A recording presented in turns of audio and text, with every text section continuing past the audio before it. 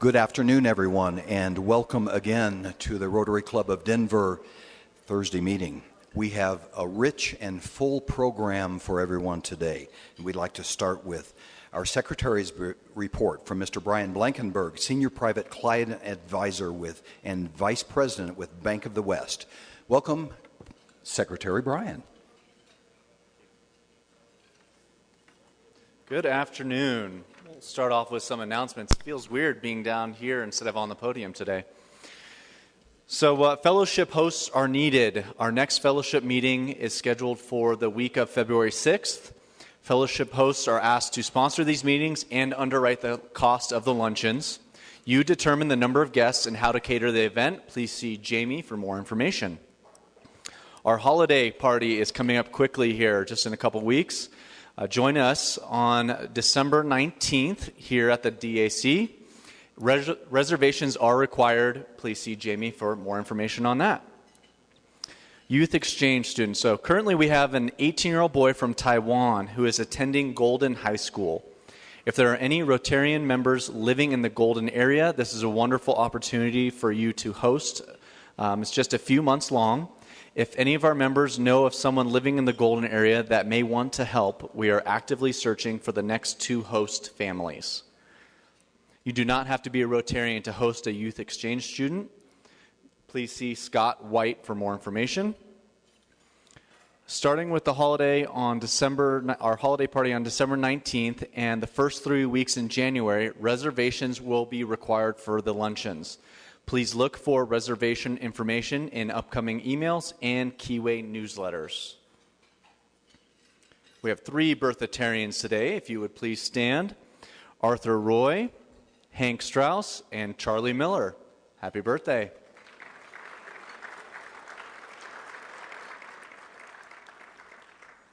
All right, we've got a good prospective member day today.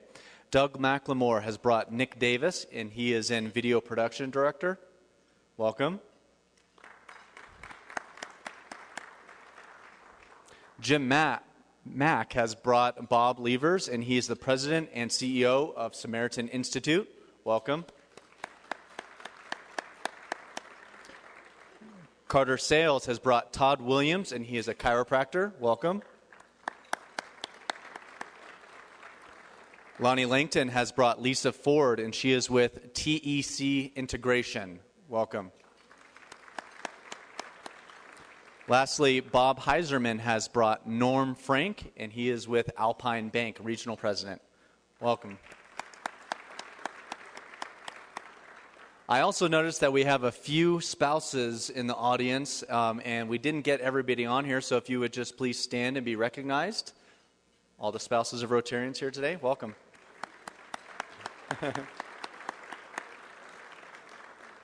We have 2 visiting Rotarians. We have Elaine Love from Castle Pines, welcome. And we have Melanie Spring from Bethesda, Maryland, welcome.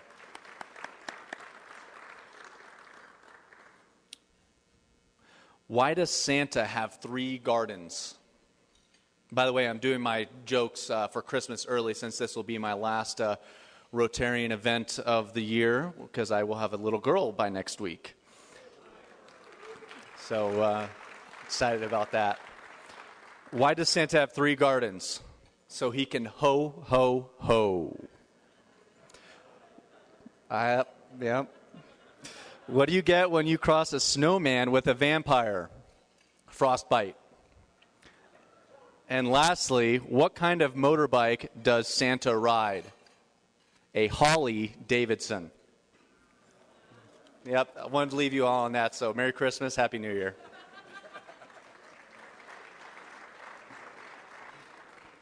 Thanks, Secretary Brian. And if you see Brian nodding off in the meeting today, it's probably because the last sleep he's going to get for quite a while. So we'll condone that nap for you. Next on the agenda is our Chairman Extraordinaire, Mark Donovan of the Membership Committee. He has some exciting things to share with us today. Please welcome Mark.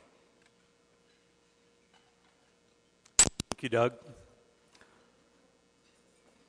We know that the most effective recruiting strategy is to be invited by another member of Club 31 and that kind of recruiting is completely up to you.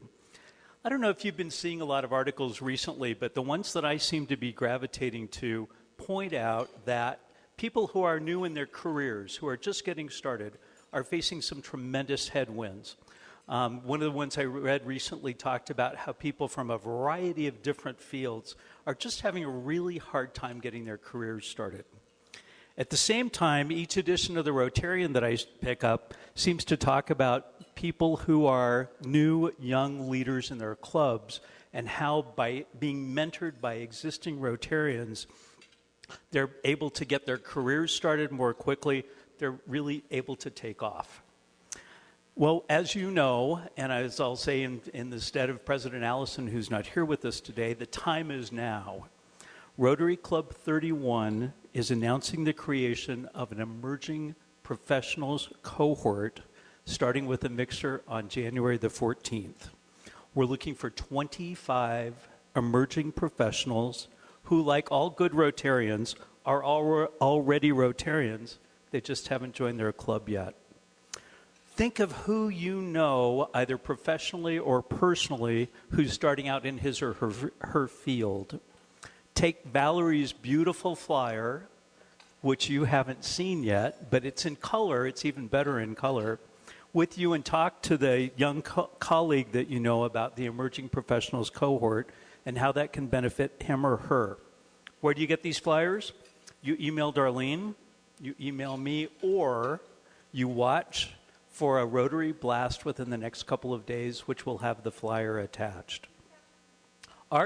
This afternoon, Darlene says, so it's even faster than I had hoped.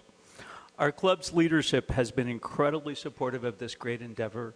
We are so looking forward to welcoming young emerging professionals into our club, into our midst, and into our circles of influence so that they can benefit just like all of us benefited when we got started in our careers.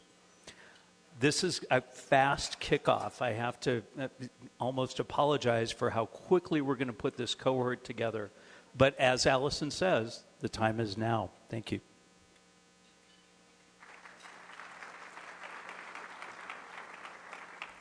Thank you, Mark.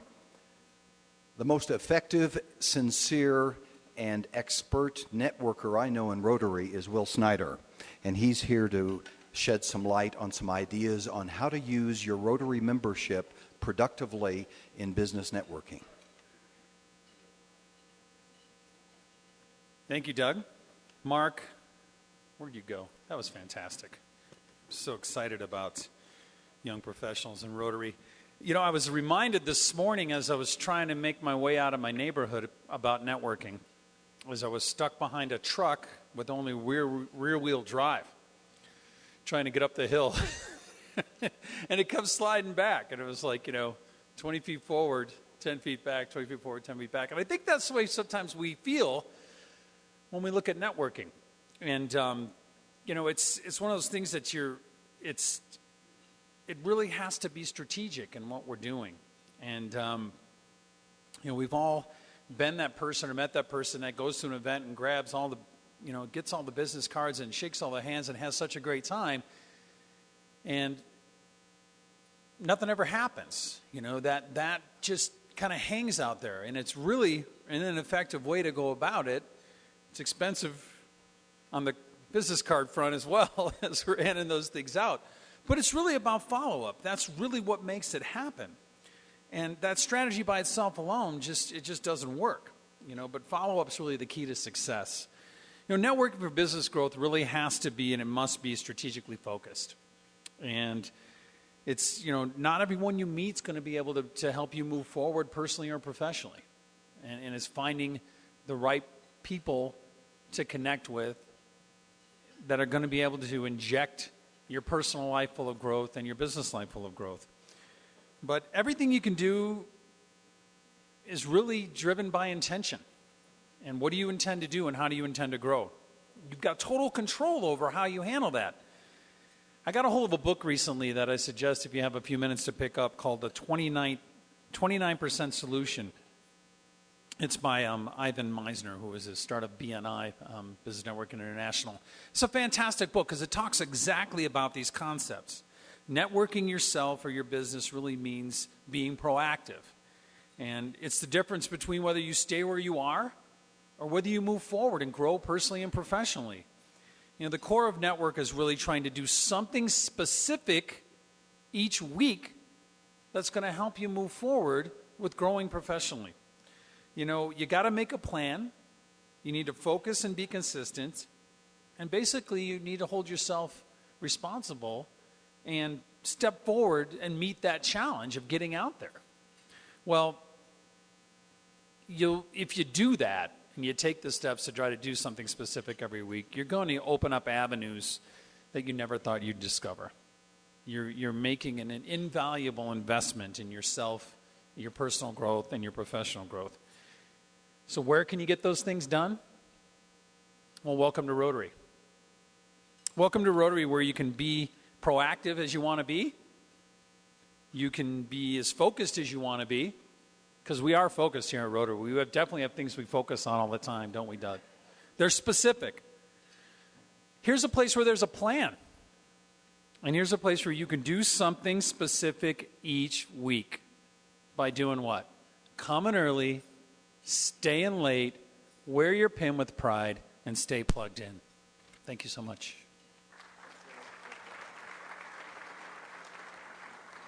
Thanks, Will. As always, well done. Will is the Trust and Investment Officer with A&B Bank. And now I'd like to invite three people to come and kind of queue up here, because we have some short announcements too. So if Allison, Jody, and Elaine would come up. We'll start with Allison, who's going to give us a little teaser on a great event coming up in early January. The Rotary International President is going to be here in town to speak to us. Well, where's the teaser? There we go. Hello and good afternoon, fellow Rotarians. I'm really excited about this upcoming Rotary International Dinner. We have the Rotary International President coming, Ron Burton, on January 4th, and that's a Saturday night. The event will be held at the Renaissance. That's off of Quebec and I-70. The president will be speaking on the 2013-2014 theme, Engage Rotary, Change Lives. I think it'll be a great way to start off the new year and to re-energize Rotary.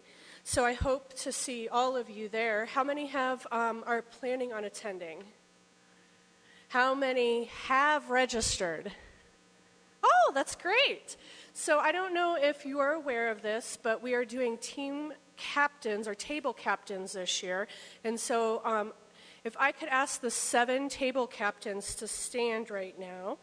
That is Don Lewis, Debbie Kaufman, Mark Donovan, Carol Duncan, Jim Wilkins, our president, Allison Clark Hardesty, who's not here, and me.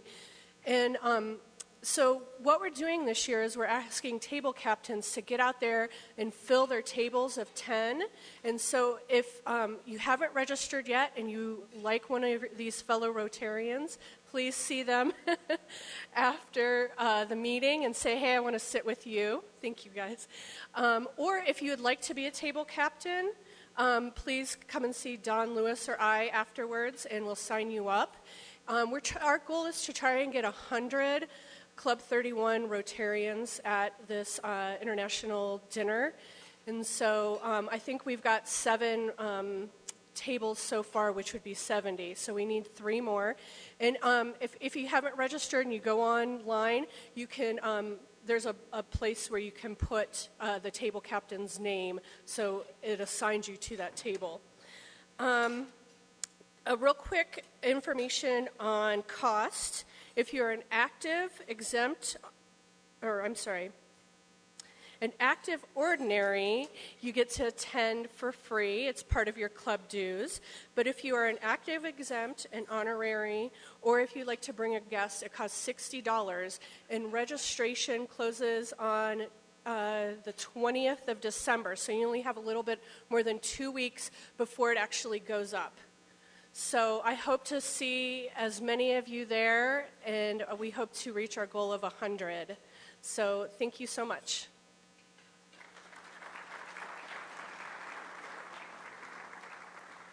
Good afternoon. The auction committee would like to thank everyone in this room for having such a successful auction on, what was it, November 16th. It seems like it was last year. There are a couple of items left, however. We did not sell everything, so we've brought them to the meeting, and you can see over there on the table, there's not a lot of items left, but it is Christmas time, so you might find that perfect gift for someone in your family. We are not asking for a minimum bid, so whatever you feel is appropriate to pay for the item is what we will take, and the value's on there. So after the meeting, if you'll go over and take a look and see if there's anything you would like for yourself, like I do at Christmas, or purchase for somebody else for a Christmas gift. Thank you.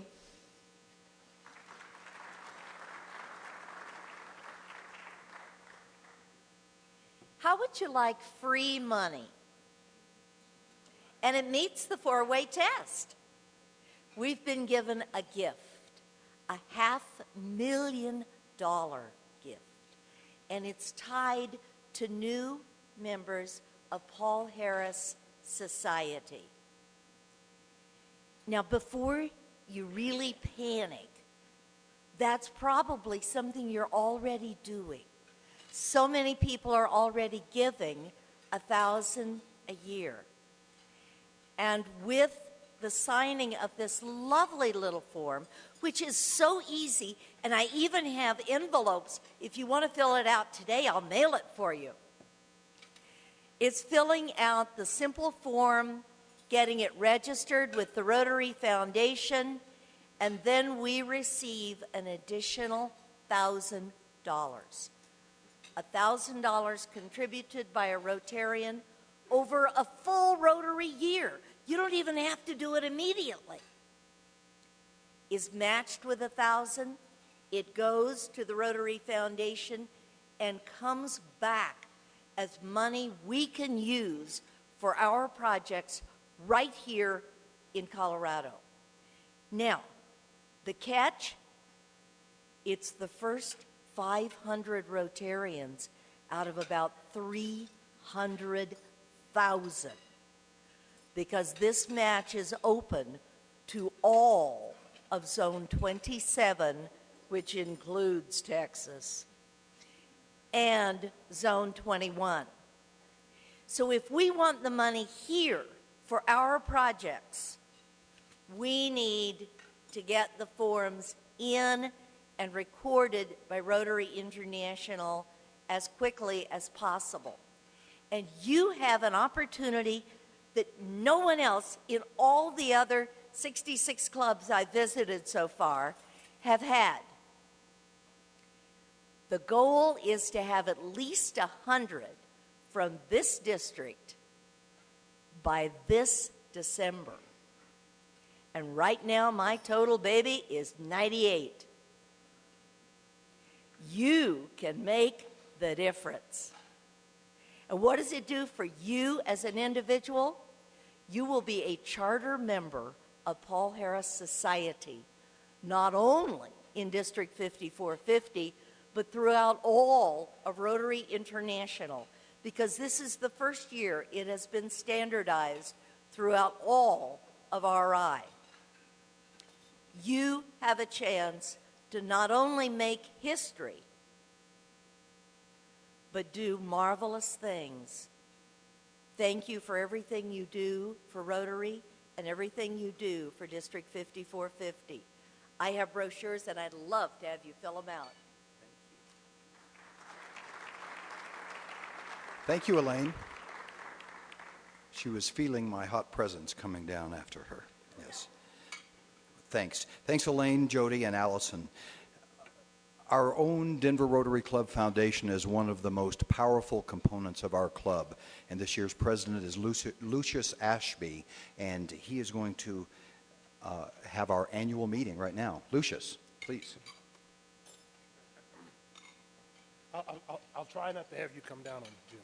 So I'm here to do our annual meeting for the Denver Rotary Club Foundation. I will now call to order.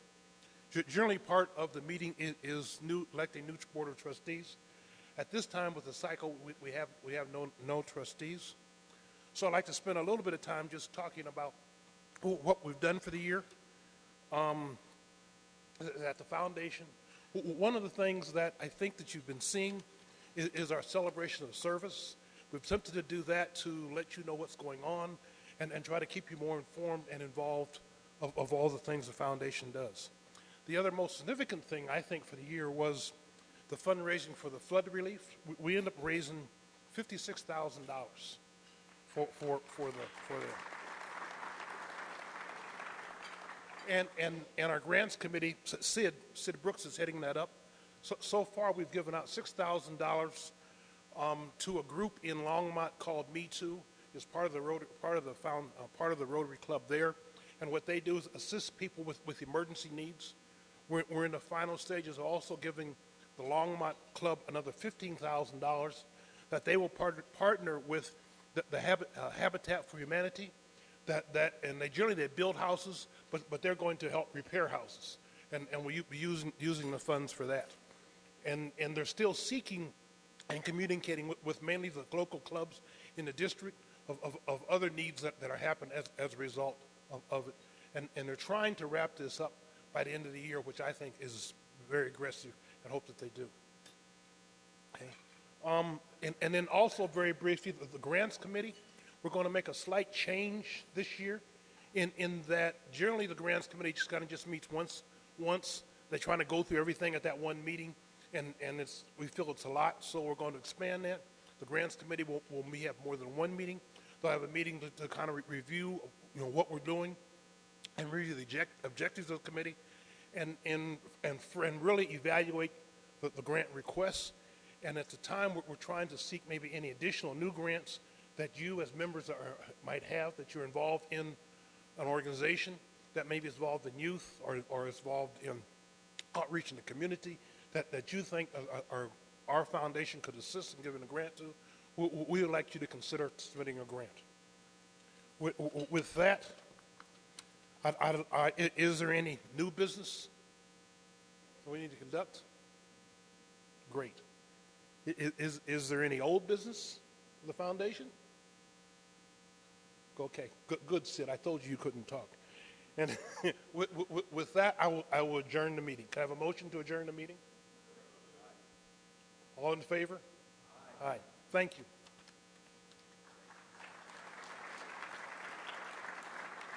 Thank you, Lucius. Now that's how an annual meeting should be run, don't you think? Boom, boom. There we go. New business, old business, adjourned.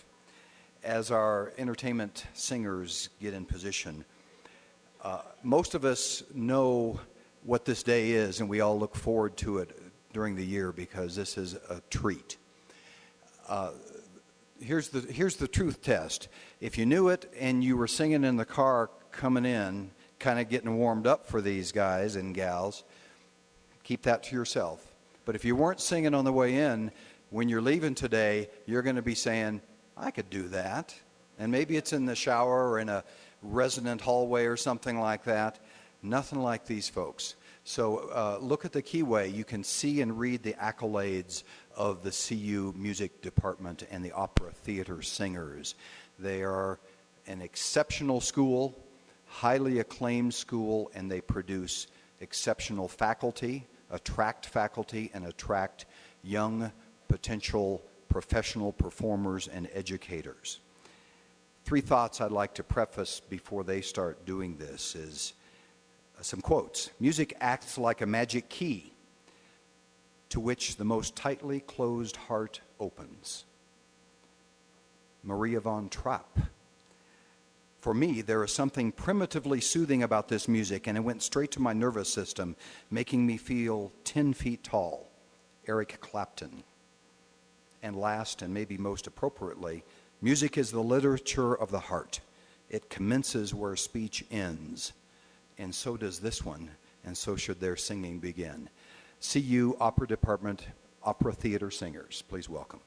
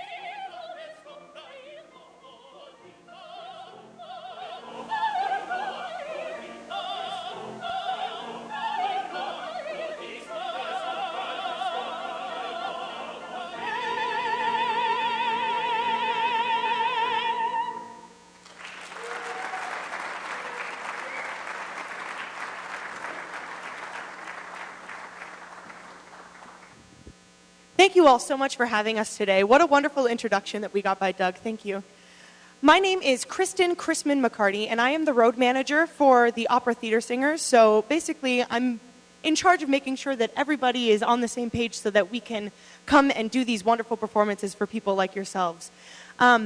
We receive so much support from Rotarians, and we are so grateful to be able to be here today to give a little bit of thanks back to you for everything that you do for us and for our program. So we'd like to take a second to introduce each one of us so that you can know us by name and perhaps say hello a little later. Like I said, my name is Kristen Chrisman McCarty, and I am from Syracuse, New York. Hi, my name is Megan Shirato. I'm a first-year master's student at CU, and I am from Scranton, North Dakota. My name is Max Hosmer, and I'm originally from Modesto, California. I always loved singing for Rotarians because I've come from a Rotarian family. Both my parents are Rotarians. My dad is a past president, and my mom just finished her tenure as district governor of 5220 out in California. And I am myself a Paul Harris Fellow through that. Hard to follow that. My name is James Held. I'm also a first-year master's student, and I'm from Madison, Wisconsin. My name is Adara Toller, and I am from Knoxville, Tennessee. My name is Taylor Raven, and I'm from Chapel Hill, North Carolina. And I'm Paul Kroger, and I am from Dallas, Texas. We have one more person to introduce, Bob.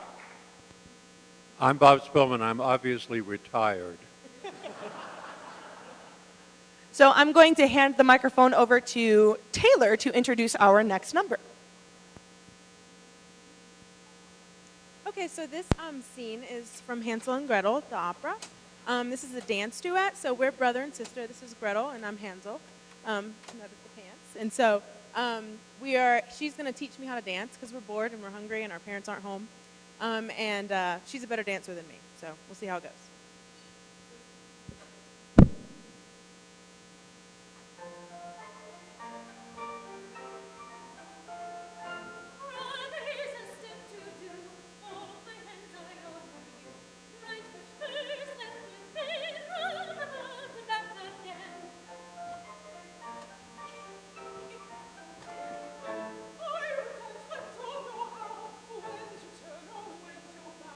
Show me what I ought to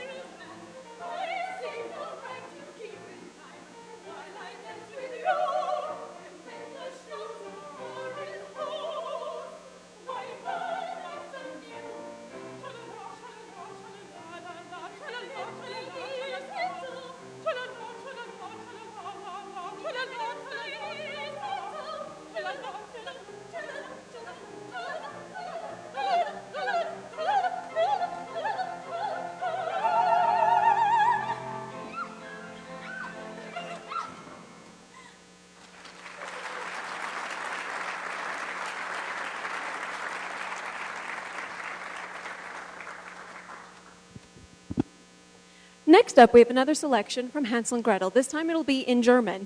We are going to be putting on Hansel and Gretel next semester, I believe the weekend of like the 15th of March, but we're going to do it in the German.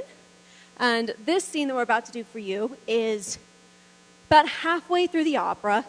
Hansel and Gretel, we've gone and gotten ourselves lost in the wood.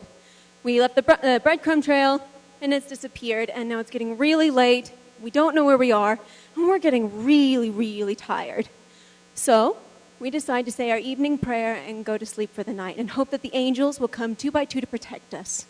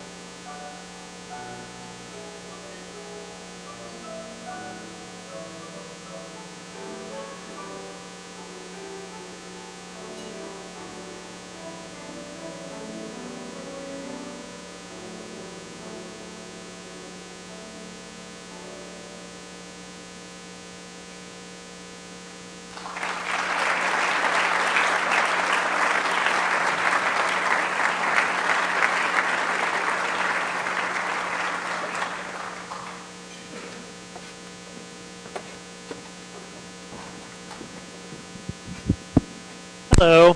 The next piece that we're going to do is from the end of Bernstein's Candide.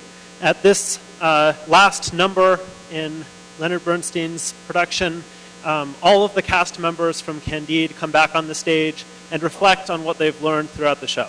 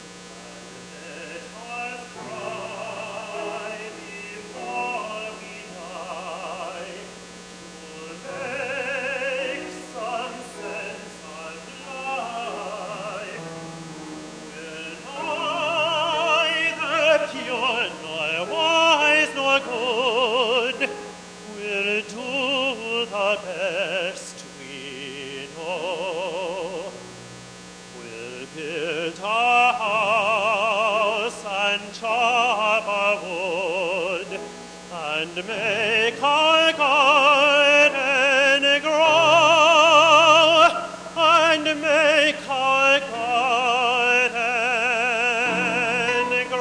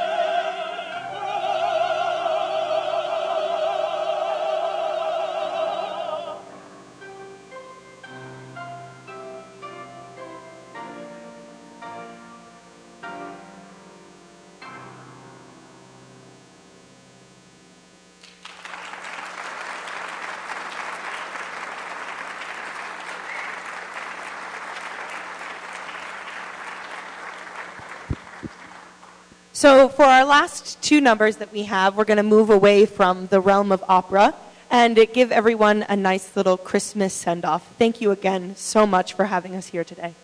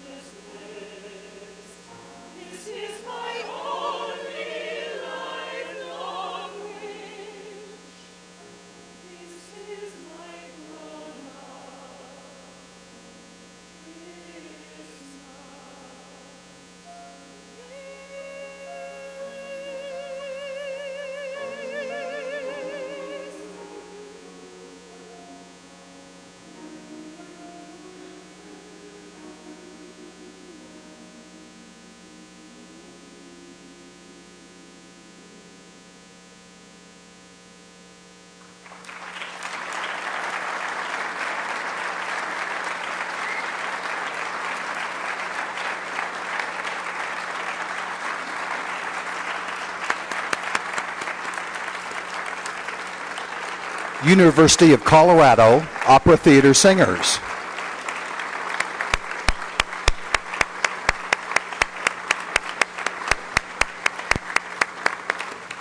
Beautifully done. Thank you. Thank you so much. And one other quick shout out to Professor Emeritus Bob Spillman. He kind of dismissed himself saying, I'm obviously retired. But this gentleman is full bore on still training young musicians and has had and still continues an illustrious career as a professor at the University of Colorado in piano. Bob Spillman.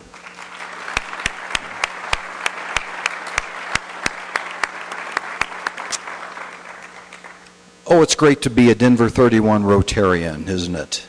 It is great.